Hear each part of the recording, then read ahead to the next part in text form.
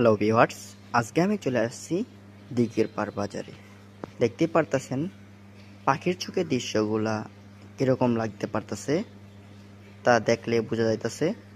আপনার বা আমার কাছে মনে হইতেছে না যে এটা একটি দিঘির পাড় বাজারের ভিডিও।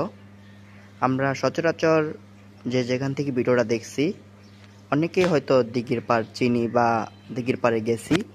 তা আমরা রাস্তাঘাট দিয়ে যখন যাই তখন অন্যরকম একটি দৃশ্য দেখা যায়, কিন্তু পাখির চোখে দৃশ্যগুলা অন্যরকম একটি দৃশ্য। দেখতে পাচ্ছেন গাছগাছালি ও দোকানপাট দিয়ে ঘেরা এই দিঘিরপাড় বাজারটি।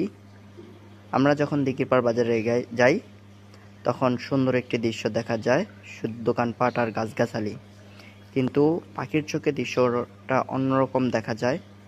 দেখলেন সবাই। এটা আমরা চলে আসছি দিঘিরপাড়ের মেন যে বাজারটা, এখানে চলে আসলাম। দেখতে পারতেছেন নদীর পাড়ের দৃশ্যটা অন্যরকম একটি দৃশ্য, সুন্দর। নদীতে কেমন জানি একটা দৃশ্য গোলাকার দেখা যেতেছে। এটা হয়তো নদীতে জ্বালানি তেল ফেলা হয়েছিল, এই কারণে এরকম একটি সাদা আবছা আবছা দেখা যেতেছে।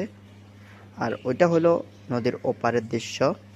দেখতে পারতেছেন নদী ভাঙ্গনে কতগুলা জায়গা ভেঙ্গে বিলীন হয়ে গেছে। দেখতে পারতেছেন সুন্দর একটি দৃশ্য, কি সুন্দর দৃশ্য। এটা হলো দিঘির পাড় মাছ বাজার। আর এখান থেকে মোটামুটি দিঘির পাড়ের নদীর শুরু, দিঘির পাড় বাজারের শুরু। এদিক দিয়ে দেখা যাচ্ছে এটা হলো সম্পূর্ণটাই কাঠপট্টি। দেখেন কাঠগুলো খাড়া খাড়া করা। আর কাঠপট্টির পরে আছে এদিক দিয়ে কিছু সুমেল রয়েছে। ও এখানে দিঘির পাড় বাজারে যে কেন্দ্রীয় মসজিদ, এই মসজিদটি এখানে দেখা যাইতেছে।